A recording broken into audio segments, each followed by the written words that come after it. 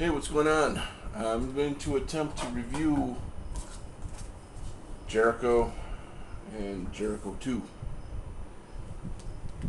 First off, let me say that these are incredible. I love them. I absolutely love them. I love the storyline. I love the basis behind everything. I like the development of the characters. Um, it's got me. It's got me at the point where I want to see what happens next. When I get to the end of the book, I'm like, no, wait a minute, and I like that.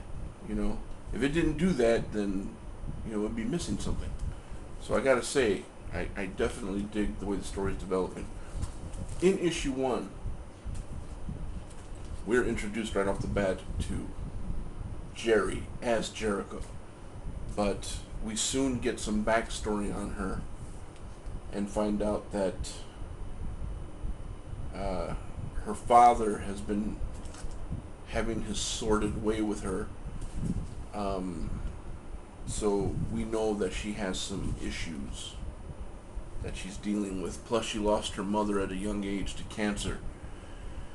Uh, the story leapfrogs forward to her being at university, and uh, we were introduced to her friends Claire and Carl, who are brother and sister.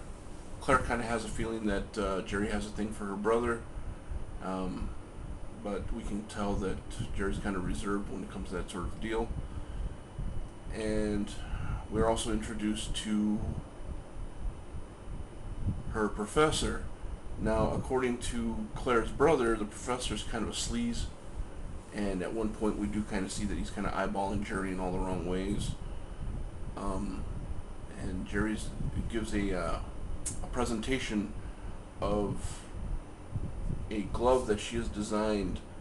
The professor wants to see his students kind of push medical science forward, and so she develops this glove that works on the principle of ultrasound, much like the ultrasound that is used to check the fetus in pregnant women. Um, she states that ultrasound has been shown to repair damaged tissue and to repair cancerous cells to kind of put them in remission. So what she's developed is a sort of a massage glove, and it works on ultrasound. So you rub the area where the cancer cells are. The ultrasound puts the cells in remission, and it's supposed to be like a safer alternative to chemotherapy. Uh, Anyone who's known anyone who's had chemotherapy knows how violently ill it can make you and all the side effects that go along with it. Very, it's a necessary evil, but it's evil nonetheless. So her idea is to use something that's a little less aggressive, but works just as well, if not better. Her demonstration centers around these three wine glasses, these three champagne glasses, and a rubber ball, and all that the sound is supposed to do is make the rubber ball vibrate. But when this thing lets loose, it lets loose with like such fury, shatters the glasses, sends one of the students flying. So the professor gets very irate, confiscates the glove, threatens her with expulsion. She's really bummed now because her idea just went right out the window, and she's made a weapon of sorts, which was not what she wanted to do. Which is kind of the way it goes in real life sometimes. Somebody finds something and has a concept or an idea for something that can be used for good, and there's always going to be somebody that kind of turns it around and finds a way to use it for something that's not so good. Splitting the atom should have been unlimited energy for everybody, but what did it become? The atom bomb. So, on that principle, that's kind of what went on there. Soon after, the professor is confronted by one of the heads of the university and told that a certain student has accused him of sexually assaulting her. He's told to pack his things and leave. He also takes the glove with him. So now we got a pissed off professor with a glove in his possession that has some power yielding out of it, and that ends issue 1. The lead into issue 2 has Jerry's friends Claire and Carl talking to her about what a jerk the professor is, why did he threaten to expel her, it wasn't her fault, so on and so forth. And she's like, the brother Carl says, you know what, we should just go out and go drinking, who's with me? And he gets the girls to commit to going out for the week, go out bar hopping for the weekend. And this is where we kind of see that Claire had the right idea, because you can tell that Jerry's kind of into the idea of seeing Carl later on that night. She has that look on her face, like she's elated that she's going to be able to see him later. So there is an interest there for Carl. Meanwhile, the professor is at a bar, sulking over what has just transpired, and he's telling the bartender all about his woes. And there's a guy at the bar kind of giving him shit, telling him, to shut up and keep it to himself. And he's not there to listen to him whine about stuff. And at first, the bartender tells the professor, "Hey, just leave it alone, man. This guy's bad news. You don't want to mess with him." And it finishes there. We see Jerry's trying to work out the kinks in the glove. She has the plans, and she's trying to work out all the little kinks. Whatever went wrong, she's trying to fix it. And then she meets up with Carl at a bar, or at a club, and where Carl's kind of complaining about the level of the music, but Jerry's telling him that no, the music's fine. There's no problem with it. Then cut back to the other bar where the professor's at, and he's telling the bartender he doesn't know what he's going to do now, and so on and so forth.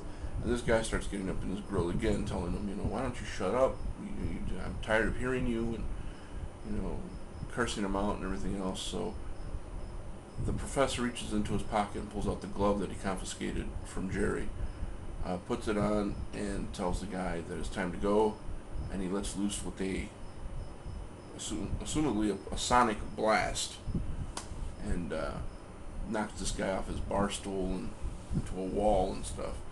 Doesn't do enough damage to where the guy is like incoherent or knocked out or anything, but lets him know that he does have the ability to keep him in check, which amuses this guy to the point of where he says, "Hey, maybe we should talk this out.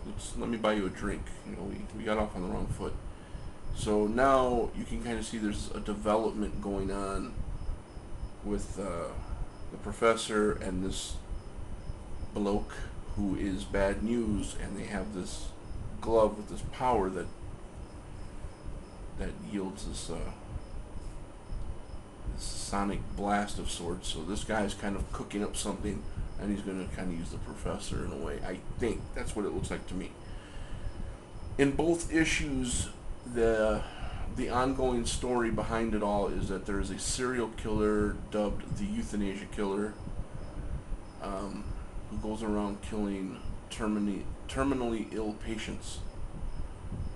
So I'm really, really looking forward to seeing how that develops further into the story, the confrontation between, which I can only assume Jerry becomes Jericho, and she's going to confront the Euthanasia Killer. No telling what the professor's going to develop into. Is he going to become an underworld character? What is he going to become?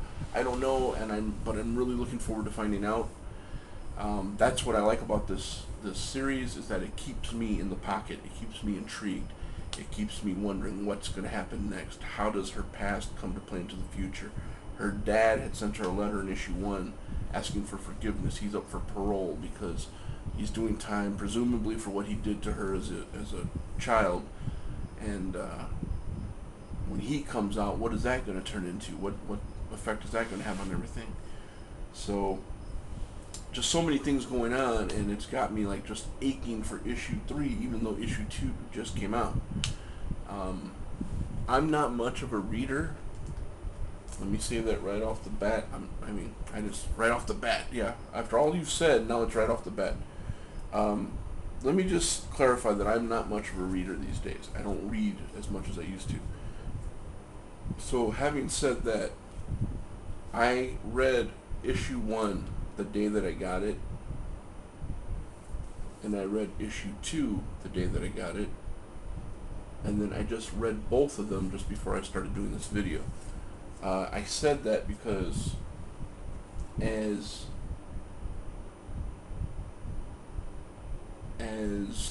intriguing and as deep as the story can run, it's not a difficult read, which I really appreciate. It's not, it doesn't have like a ton of things I need to keep up with. I really appreciate that aspect of it. When I was younger, maybe I could have kept up with all these side stories and stuff, but this doesn't have that, not yet anyway. So, very, very awesome book, very cool. Created, of course, by Foy Storm, who does the colors and the drawing, the art. I believe he scripts it as well. It is edited by Dina Darling, who I've had the pleasure of kind of corresponding with on Facebook. Very cool person. And Callum Bowler is the one who does the lettering.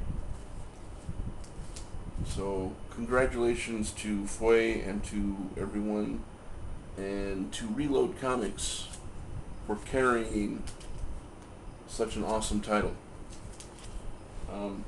That's it from my review. That's about as good as it's going to get from me, guys. I'm not much of a comic book reviewer or a book reviewer, which reminds me I do have a book I need to review soon. Get on that as soon as possible. But yeah, there you have it. Jericho. I am a fan. Call me a fan. I am a fan of Jericho. I can't wait for issue 3. So if it wasn't so warm in my apartment, I would have worn the Jericho beanie while I did the review, but it's hot. But yeah, thanks for watching, guys. Really appreciate it. Take care, and I'll be talking to all of you real soon.